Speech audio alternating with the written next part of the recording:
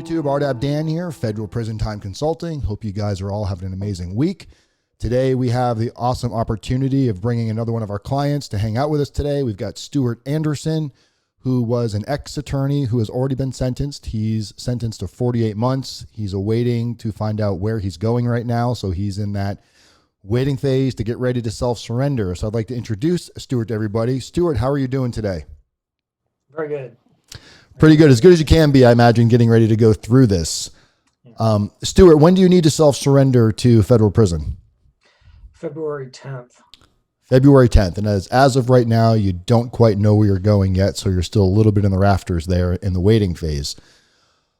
For those of people that are watching right now, you're going to talk kind of what you did and how you got into that. But tell us a little bit about who you are, what type of an attorney you are, what type of family life you lived, some of your values.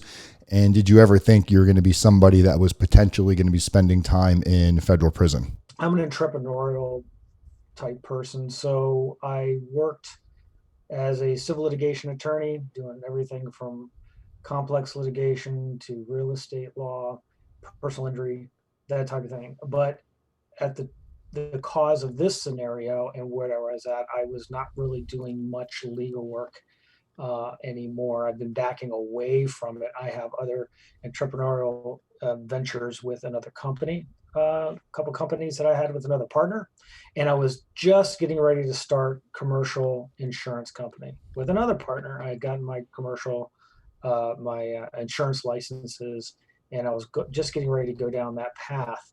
This particular situation just happened to be something that I was semi doing on the side. It wasn't even a main focus, so to speak. But so there's a lot of working from the home for the last, probably 6 years, 7 years. So I've spent a lot of time with my son. I'm here as a family man, involved with the church, involved with the youth group. I ran a youth group, study martial arts, and also help teach martial arts, Kung Fu, Tai Chi, Qigong, that type of thing. I didn't think I was going to be in this situation. At the time, before I had someone come to my door, I had literally prayed to St. Michael to clear the way. And he did. Not exactly in the way that I expected. Sometimes you get what you ask for, but it's not what you think you asked for. It's what you need. And so I'm trying to take this from as positive as possible as a recreation of myself, and really taking a hard look at decisions that I've made, why I did these things. I'm still working on that. Obviously, I don't have all the answers, that's why I'm, with you, because there's a lot of things that I think you bring to the table with regards to that. And it's really getting your mind in the right track. It's getting your attitude in the right track. So that's where I'm at now. It's hard. There's just like anybody else. There's days you cry. There's days you're happy. There's days you don't know. There's days you. But in the end, I'm kind of also lucky because some people are indicted, sentenced, and they go right into the system right away, and they don't have time to get their act together. I was lucky enough for various circumstances, from COVID to a delay of underlying trials and all that kind of thing. It's been about an 18-month process. So I'm able to help get my own mind in the right place. I'm helping get my spiritual self in the right place, my family, which is the most important to me, by the way. We talked about this before. If I was a single guy and, I'm going through this, you could go, all right, well, I'll just have to deal with this. But what kills me is my family and the impact that I've had on those that had nothing to do with my decisions. It's my bad decisions, and they're paying the price for it. That's what kills me the most. So working on my family relationship and really getting them squared away, I think this is the most important thing. And I'm lucky I've had the time to do that. So going through all of this and where you're at now, obviously a much different place, being an attorney and, also doing many other ventures where you're going through your entrepreneur life here, what was it that happened that made you make this turn where you put yourself into the scope of the federal government? Well, I mean, the government, even, I mean, we can go into the, everybody has a sad story about they were wronged by the government. I made my decisions and I have to take onus for what I did. When I got into working as an escrow attorney, again, the actual physical act of what I was doing was not illegal. I mean, the government would tell you it wasn't illegal. I didn't do anything illegal like that. I was caught up with people who were doing something illegal with the money that I was handling. And because I'm an attorney and because I was put in a place of trust, right? I got thrown in for the things that they did that I didn't even know. I mean, there were red flags and I should have walked away. And this, what they would call the willful blindness scenario, which is what the government was going to go for, because they didn't have anything specific on me because I didn't come right out like you hear about attorneys or other people directly stealing from a trust account or something like that, like taking money. I didn't do that. I was working and being paid a fee based on my work. That wasn't the problem. The problem was that there was red flags, i.e., the company I was working for, they were not performing. They were not paying back people. They had excuses, that type of thing. But I kept working with them. Were you aware that they weren't paying people back? Yeah. Because I would have people call me. I'm not in their company. It's not, I mean, as an attorney, if I'm doing escrow work, your contract, if you have two parties, right, and they're contracting and I'm in the middle just to hold the money, what they contract and what they agree to has nothing to do with me, as long as that itself is not illegal. It wasn't. The contracts were legal, but if one party is really ripping off the other ones, right, based on false pretenses, well, I get lumped in because I was the one handling the money. And I saw that they weren't performing, they weren't paying some of these people back. But I basically was, self-reflection. I basically said, hey, I'm in my box. I'm an attorney. I'm doing what I'm supposed to do. I'm in the guidelines of what I'm supposed to do. Therefore, ain't my problem. If there was an issue of them not performing, it'd be a civil problem. It'd be a breach of contract and they would sue the other party for breach of contract. Wasn't thinking about fraudulent activity. And I never knew that they were actually creating, for example, fake banker email. I mean, we're talking dark web stuff. These guys were using out of the country things, and I had no personal knowledge of that. But in the end, it didn't make any difference. There was enough red flags, according to the government. I would have to say myself that I should have walked away. If I would have walked away the first time I saw problems, I wouldn't be sitting here talking to you right now. Right? And I guess that's the real question here is, now that you've been down what you're getting ready to go through, looking back at this, sure, it's easy to say I shouldn't have done this, shouldn't have done that. But was there times when you were looking back, when you would receive these phone calls from individuals that weren't getting paid, did you ever say to yourself, man, I'm probably with the wrong group here, or something seems shady? Did you ever get a bad vibe where you wished you had just walked away from all of this? Yeah, and I think and I've been doing a lot of self-analysis on this all the time. I think the problem was that the old adage of you're already in neck deep, you're already done a bunch of transactions. Any one of them could be coming in and I was really thinking more of being sued or attack my bar license or something like that. That's really what I was concerned about.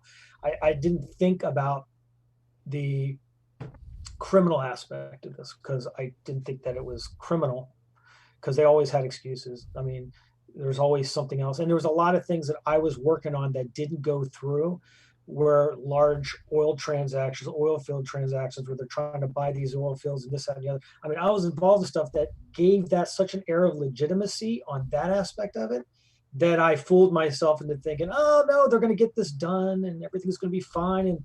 And they promised me, hey, we got big things for you down the road. And if they start bringing in, $50 million, blah, blah, blah, this type of thing, I'm going to be making a lot more money. So there's kind of this carrot that I ignored some of the things that, as an attorney, I should have said, no, thank you. Yeah, I should have just said no, thank you.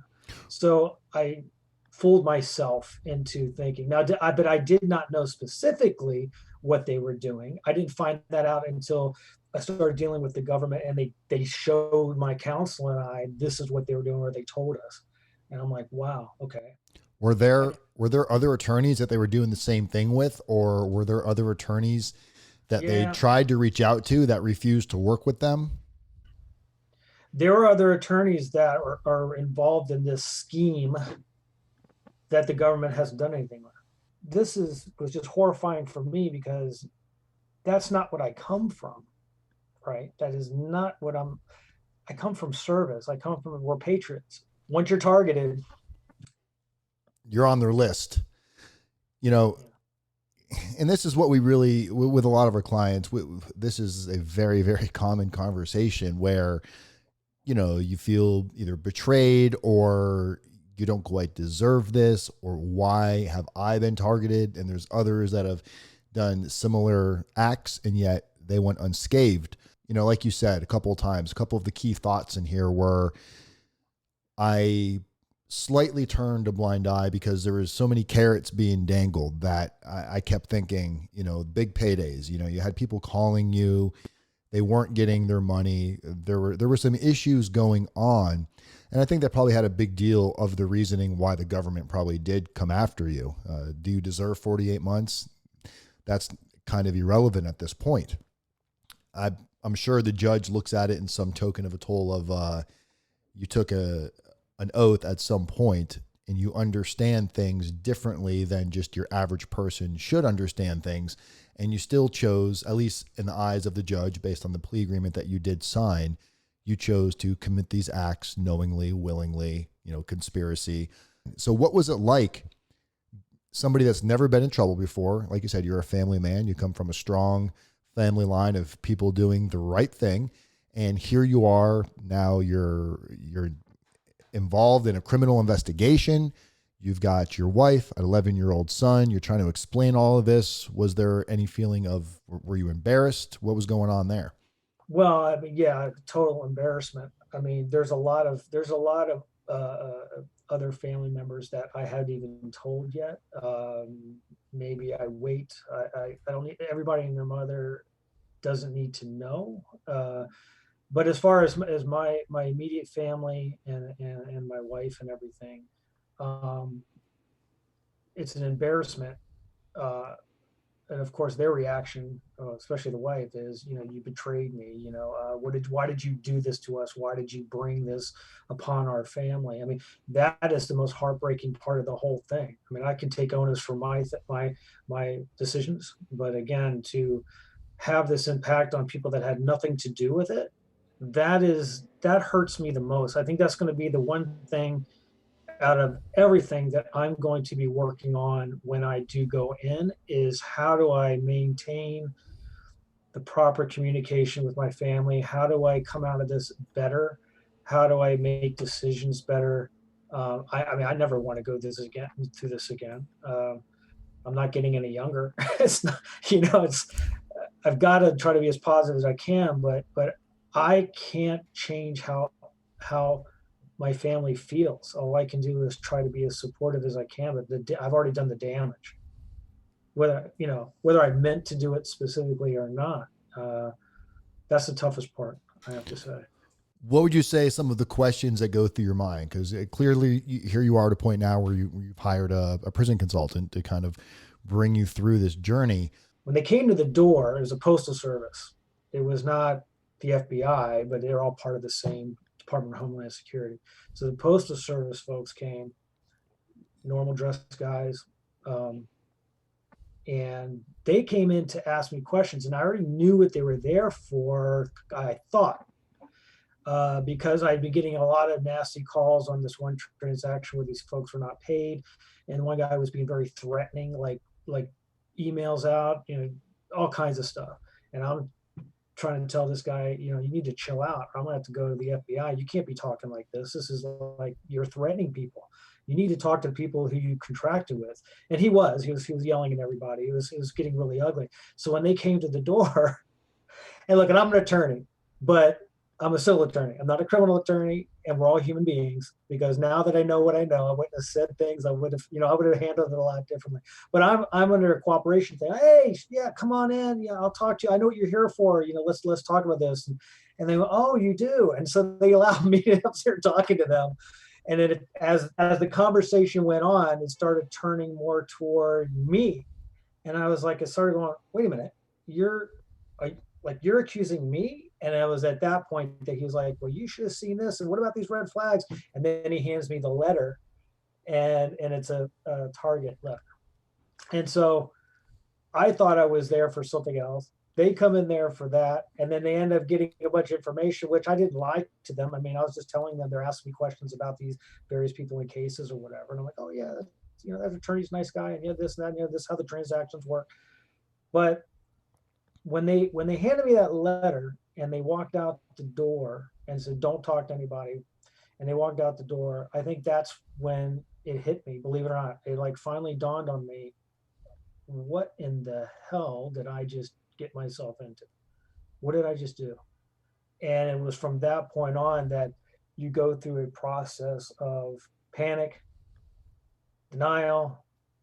It's not me, I didn't do it, et cetera, et cetera. You go through all of these things. How much time were you facing if you had not worked with the government and taken a plea deal? I believe my PSR was at level 26, which what is that, 51 to 63 months, or 60 to 71 months, something like that. It was up there. 6 years probably. It could have been more. I mean, if you went to trial and you make the government spend money, and there's a couple of people in the underlying case, they were found guilty on all counts. Now, they weren't the attorney. I was just the escrow attorney, right? But they were found guilty on all counts. They fought it.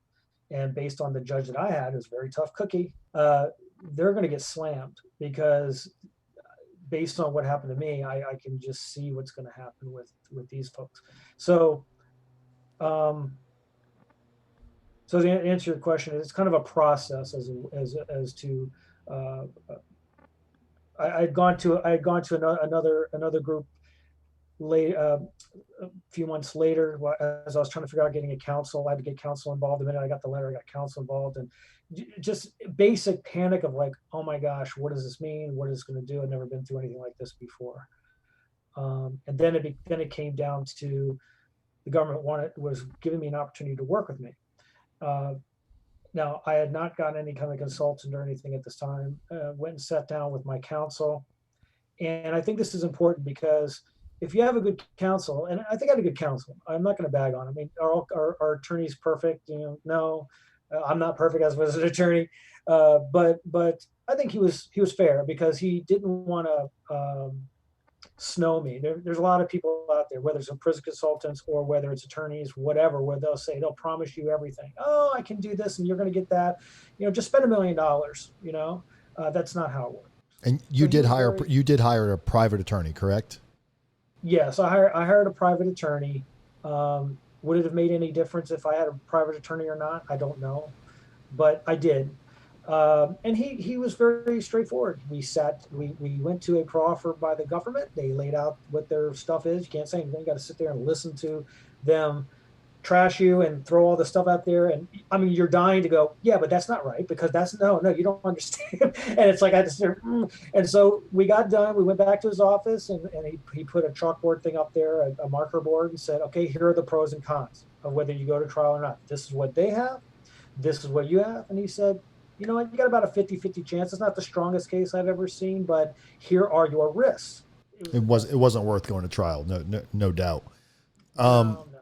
So you said it's been going on for 5 years. When did you become aware that you were being investigated? When did you get that knock on the door by the Postal Service?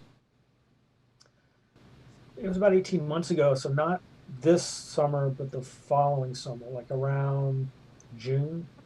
So at this point, you've been going through this process for a year and a half that you know about. Prior to that, you didn't even know they were looking at you. So for the last year and a half, you knew this has been hanging over your head. When did you decide to actually take your plea deal? When did you sign the piece of paper? We went back and forth. I want to say, so June, maybe November, December of last year. So after the plea deal, after all of your downward departures, what was your guideline range when you went into sentencing? I think you said you got sentenced December 3rd. Yes. So December 3rd, what were your guidelines? What type of sentence from low to high were you expecting? Well, how about this? Because I'm a little bit, I haven't gone, I'm still in shock. I've looked at some of this stuff. I'm not sure how the judge made his decision. Basically, what we were asking for was, because of COVID and everything, was a little bit of a pie in the sky. As you know, you can't get home confinement unless a max of like 12 months, or if you have the last 10%, et cetera, et cetera. Now, under the COVID situation, what my counsel was arguing was to do a combination of a longer probationary period and a longer home confinement. So we were asking for a pie in the sky, which was 30 months home confinement with 5 years probation. Right. So you're asking for no prison time, basically, and a bunch of home confinement with 5 years of supervised release or probation. Based on COVID, based on, no prior record, not a threat to society, et cetera, et cetera. Right. Now, there's no guarantee in this. We all knew that, look, it's probably a pie in the sky, but it doesn't hurt to ask, right? What we were probably looking at, what my guess was, we didn't know, but I would have been, in my mind and in my wife's mind, I would say, even if I was doing like 15 to 18 months or something like that, and then home with a probation, something along those lines, not what I ended up getting. So if I was sitting at, ends up being like a 24, I'm sorry, level 24, I'm looking at my note here. So 51 to 63 months, I think, is what the PS is where it ended up starting from, with a little bit of like a 24% deduction for assisting. And that's how he came out with 48 months. You have no priors. You've never spent time. You've never really been in handcuffs before. So this is all brand new territory to you. And, you and I have spoken a few times now, and I know on each one of those occasions, you're still a little irked by it because your mind wants to jump back to, I didn't murder or rape anybody. And it's still hard to fathom that I'm going to federal prison. And there's nothing wrong with that. Everybody in your situation, everybody watching this right now is thinking or hoping. I don't want to say they're thinking they're going to get supervised release or home confinement or probation, but they're all hoping for it, because when there's no minimum mandatory, the judge can sentence anybody he wants to home confinement. He could have given you straight home confinement if he wanted to. It's not within your guideline range, but those guidelines are purely advisory when there's no minimum mandatory. So when you receive that sentence of 48 months, which I know right now sounds like a very long time, but you're hoping to take advantage of some programs. You're hoping to be able to take advantage of RDAP, the Residential Drug Abuse Program, and get some additional home confinement or halfway house on the back end. Because in a perfect world, I think we said, about 18 months you can be home? I think I did the calculation. It's 1.9 years. Okay. Would be the perfect. Yeah, 1.9 years would be that's with all of my good time, 12 months, right. All of that. Good time, RDAP, a year of halfway house, which sounds a lot better than, 48 months, obviously. Yeah. So now the objective is, do what we can to work to put you in that situation to receive the possible outcome. So from the moment on December 3rd, when you heard 48 months, I'm sure your wife was at sentencing with you. No. What happened that day? What was the emotions going through your guys' mind for the remainder of that day? I had my brother and my nephew there because they live in Maryland. So they drove down, and my brother actually spoke on my behalf. He did a letter also, and he kind of reiterated some of the things in the letter. But yeah, when the 48 months came in, it's kind of a weird, because when the judge said it,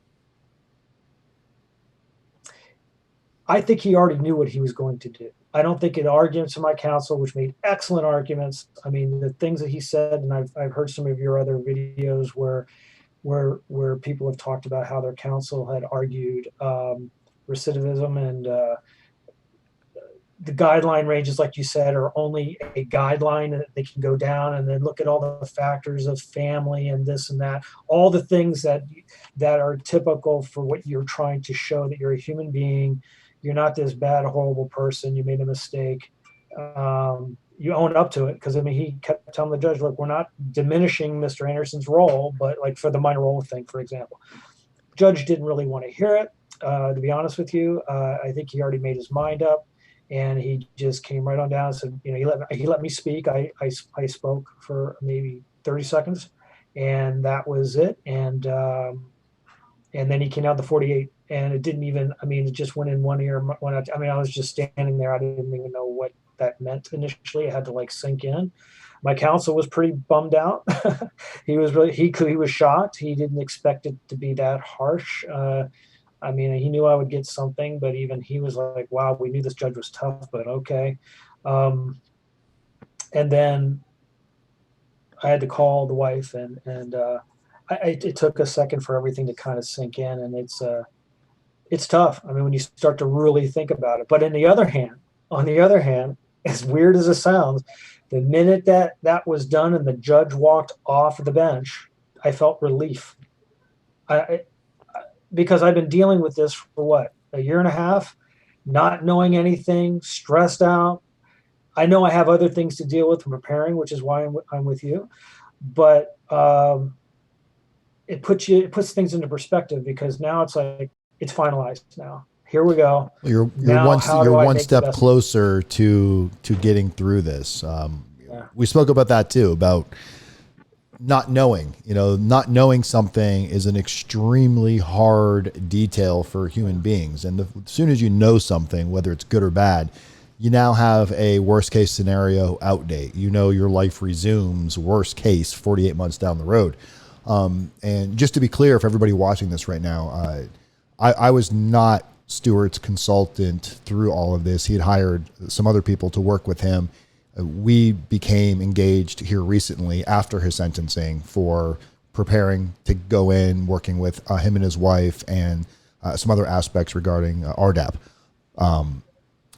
So 48 months, the wife hears that. She wasn't expecting that. Maybe nobody was really expecting pure home confinement, but like you said, 18, 24 months, and here's a 48-month sentence. You have an 11-year-old son at home. A lot of people are relating this with right now. A lot of people are thinking to themselves, oh my God, how is this going to impact my relationship? How am I going to get through this? More questions than answers. So how are you getting through it now? What are some of the techniques and with the workarounds that you guys are preparing for?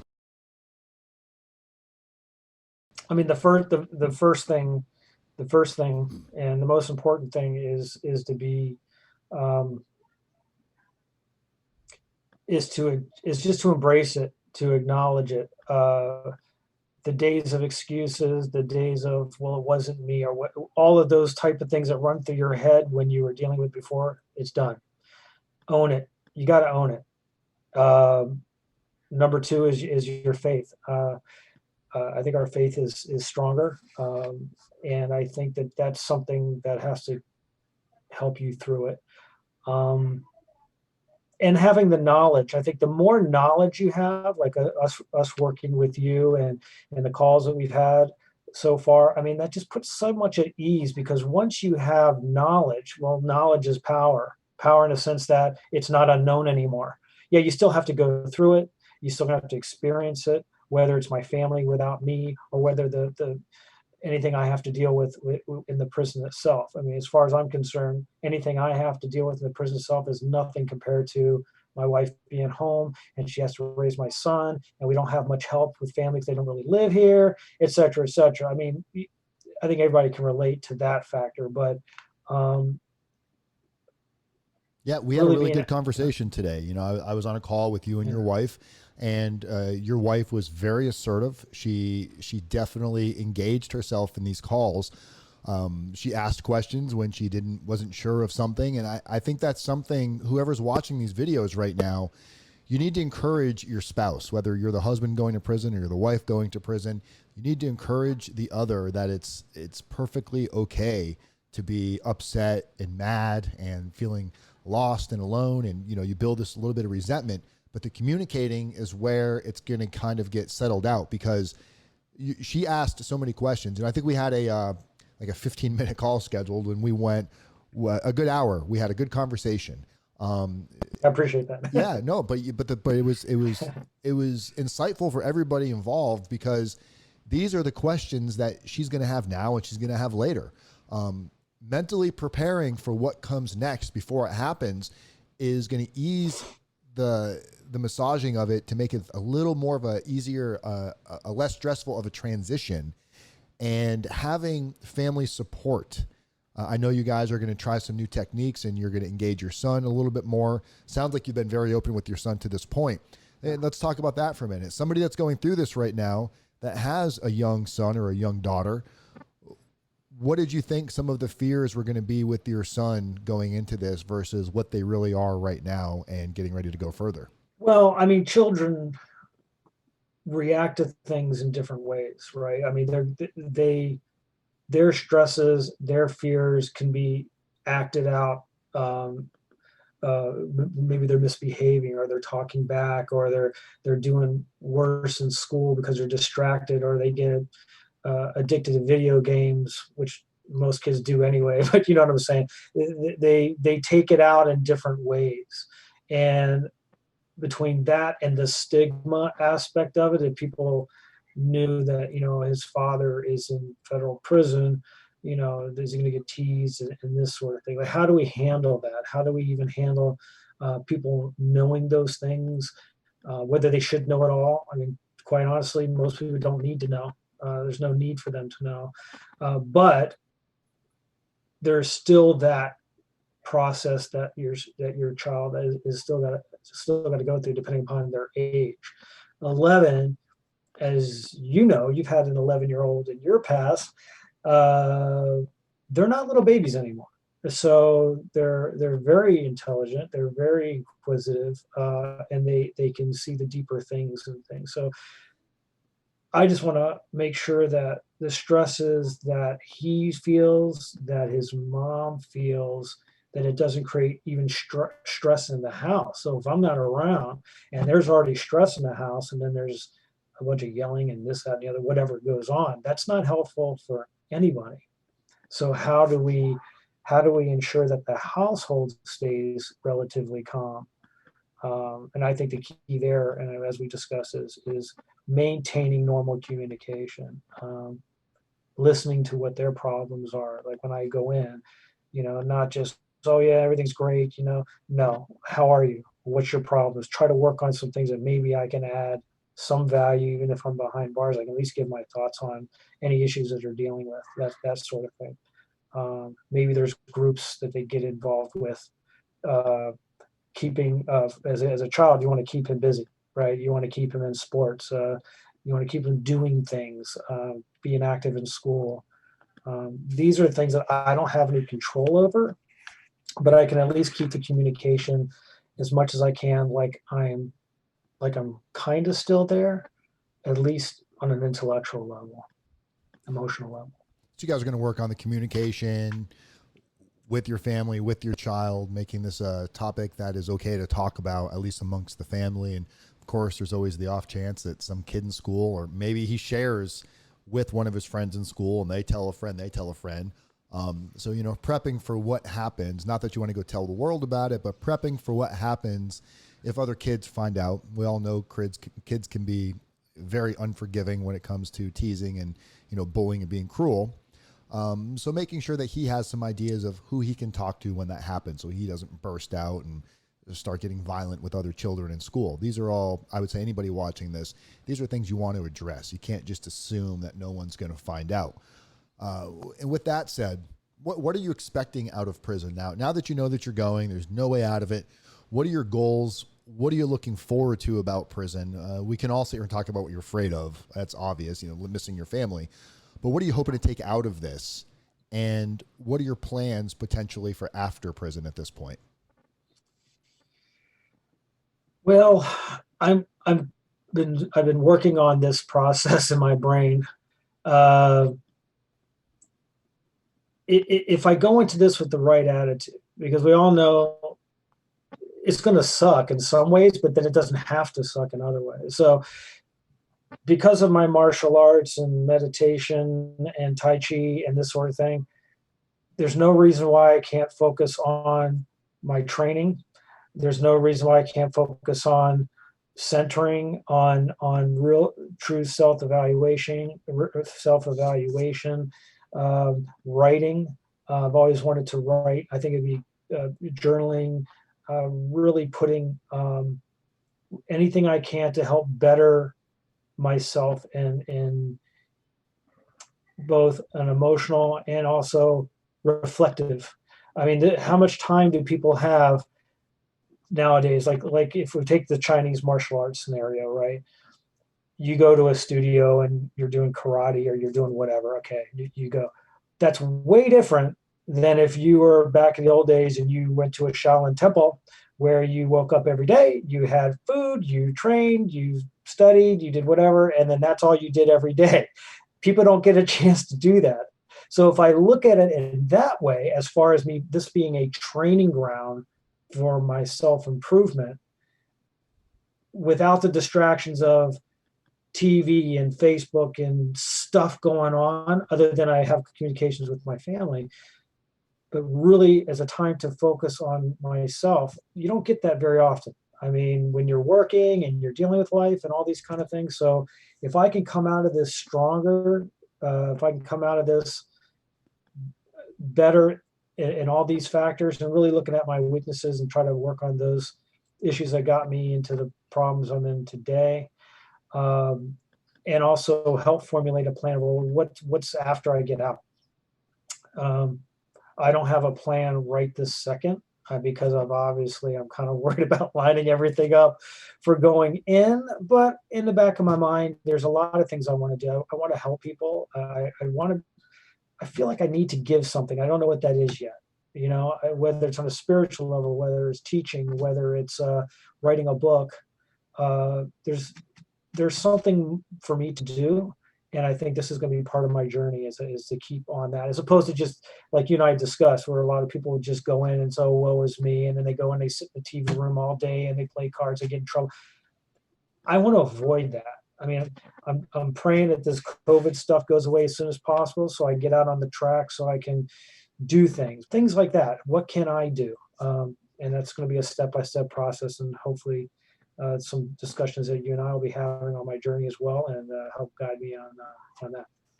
Well, we got plenty of time, right? We're going to be attached at the hip here until you're finished with your sentence. As part of the work that we do when clients engage with us, we work them from the point of inception until their release, and then working with you to help you terminate supervised release probation. But I think what you said is important, because you're basically taking this punishment that has been bestowed on you and you're finding a way to turn this punishment into a positive experience.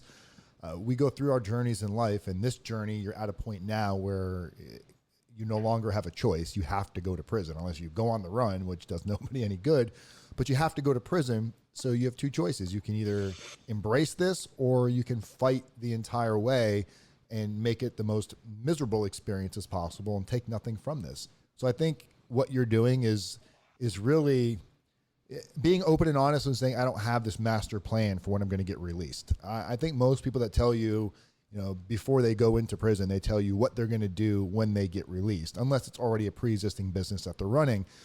Most people don't really know what they're going to do. It's great to have these thoughts and ideas, but we spoke about that earlier too. You've got some direction you're going. You're kind of coming up with a theoretical, I want to do something that's helping people. I want to engage in writing. So I think the more you just kind of run with what you do have, it's going to develop into whatever plan of action that it's going to be ready for once you come home. The main thing is going to be positivity, doing the right thing, waking up in the mornings, avoiding some of the riffraff in prison. You want to watch TV once in a while, there's nothing wrong with that. You want to play a game of rummy or, Texas Hold'em once in a while, as long as you're not gambling, there's nothing wrong with that either. But when you look at your balance, when you look at your, your scale, your yin and yang, if you've got too much weight on either side, it's probably going to not work out in the end. But if you balance this thing out and you've got more positive than negatives, chances are you're going to come out a better person than you were. Not that you're a bad person, but you're going to be more developed, more mindful of some of the issues that got you here. You'll probably be better at communicating. People are so worried about the values of with their family. You know, if we think about family, for most of us, we see our family every day. We live with our children, we live with our wives or whoever we live with, and we get so accustomed to it, we take it for granted that the communication probably isn't as high of a level as it could be. We probably don't talk as much as we could. Now, when you're in prison, you're relying on that as your biggest asset, your communicating skills. Visitations are far and few in between, especially with COVID. So you're going to be relying on email, snail mail, some video visits, and the phone, where you're going to go to this next level of communicating to the point where you come home, you probably know each other a little bit better than you did before you went in. These are all beautiful blessings that we can take from what seems to be the absolute worst thing we're dealing with right now. So anything you want to leave these fine folks with before we kick you out of the studio here? I'm sure we're gonna have good days. We are who everyone going through this. We're gonna have our good days and bad days. Not like I've been through this before, but I'm kind of projecting out as to what I can tell just based on other life experiences that were not pleasant. And I think when you go through life and other things that you've dealt with, being in the present is probably the most important thing that we can get out of this if you choose to be. Because if you're in the present, then the things that you think are important are not really that important anymore. The things that we thought were important, maybe some of those things are why we're in trouble and why we're in the situation we're in. When you realize what's really important, and it ain't those things, it's right here, right now, being the best you can with what you have right now, with your family, your friends, and like loving yourself. All of these things culminate into, how do you walk through that door and make it through this particular trial? Try to be as positive as you possibly can. That's where it comes down to. That's sound advice. I think people are going to definitely value this. They're going to relate to this. That's why they're watching this. Guys, I'm RDAP Dan, Federal Prison Time. People helping people, communities method, one day at a time. I'll see you guys in a couple days, and thank you again, Stuart. Have an amazing evening.